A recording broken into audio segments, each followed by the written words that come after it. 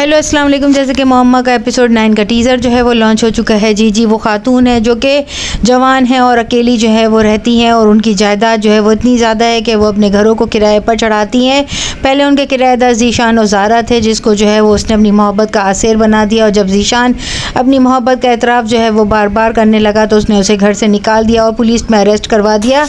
इस चीज़ का एहसास दिलाया कि तुम्हारा शौहर तुम्हारे साथ मुखलिस नहीं है और तुम्हें जो है उससे तलाक ले लेनी चाहिए, जिस पर वो खुला का जो है वो केस दायर करती है। और जब उसके घर बच्चे की पैदाइश होती है तो वो जो है ज़ीशान से जो है वो तलाक लेने के लिए जो है वो आमादा हो जाती है। उसके घर वाले उसे अच्छा समझाने की कोशिश करते हैं लेकिन वो नहीं मानते। यहाँ पर अब जो नए किराएदार आए हैं वो मायरा और जुनैद हैं। जैसे कि जीजी को पसंद करने लगा है और बार बार चाय पीने के लिए और उसके घर पर कुछ देर वक्त गुजारने के लिए आता है। मायरा जब अपने मैके जाती है तो जुनैद जो है वो बार बार जीजी के हाथ के बने हुए खाने खाता है और आसिया जो है वो खाने की डिशें ले लेकर जुनैद के घर आती है। वो अपनी बीवी से भी झूठ बोलता है। ये बात जीजी वाकिफ़ होती है क्योंकि उसने अपने घर में ऐसे कैमरे लगा कर रखे हैं जो है हर वक्त उसे जो है हर हाल से जो है बाखबर करते हैं। वो ना सिर्फ आसिया और उसके शौहर सांवल को जो है वो देखती रहती है बल्कि वो मायरा और जुनैद की भी एक एक खबर से जो है वो राज़दा है। यहाँ पर जो है जुनैद जो है वो जी के पास चाय पीने के लिए आता है और मायरा उसी वक्त अपनी वालदा के साथ घर आ जाती है। वो इसे औलाद होने की खुशखबरी सुनाना चाहती है। जुनैद ये सुनता है तो एकदम हक्का बक्का रह जाता है और मायरा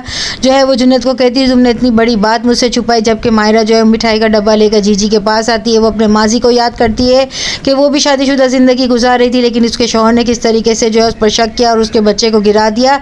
अब उसका शौहर जो है सरमद अब वो जेल में है और वो जब उससे मिलने के लिए जाती है तो वो उससे जो है सर से पकड़ कर जो है वो मारता है, जिस पर वो पुराने वक्त को याद कर रही है। यहाँ पर जुनैद जो है वो अपनी मोहब्बत का जब एतराफ़ करेगा तो वो उससे कहेगी एक ही वक्त में मर्द जो है वो दो औरतों के साथ मुखलिस नहीं हो सकता। पहले तुम अपनी बीवी को छोड़ो, इसके बाद तुम बगैर इजाज़त के भी मेरे कमरे में आ सकते हो। यहाँ पर जुनैद जो है वो अपनी बीवी को छोड़ने के लिए भी तैयार हो जाएगा। उसकी बीवी की जब तबीयत ख़राब होगी तो जीजी उसे लेकर हॉस्पिटल जाएगी, जिस पर मायरा जो है होश में आने के बाद अपने शौहर से कहेगी तुम्हें कैसे पता कि मैं हॉस्पिटल में हूँ। जो है वो आसिया के शौहर को जो है वो 25,000 रुपये देगा और उससे कहेगा कि तुम जो है जीजी की एक खबर जो है मुझे ला कर दो, जिस पर वो जो है कैमरे के ज़रिए से देख लेगी कि उसके पास ये इतने पैसे कहाँ से आए, क्योंकि आसिया जब वो लिफाफा लेकर खड़ी होगी तो उससे सब कुछ नज़र आएगा। यहाँ पर वो आसिया को और उसके शौहर दोनों को बुलाएगी और जब पूछेगी तो आखिरकार उसके शौहर को ये सब कुछ कबूल करना पड़ेगा कि ज़ीशान ने मुझे पैसों का लिफाफा दिया था और फिर वो ज़ीशान को ही दोबारा अरेस्ट करवा देगी।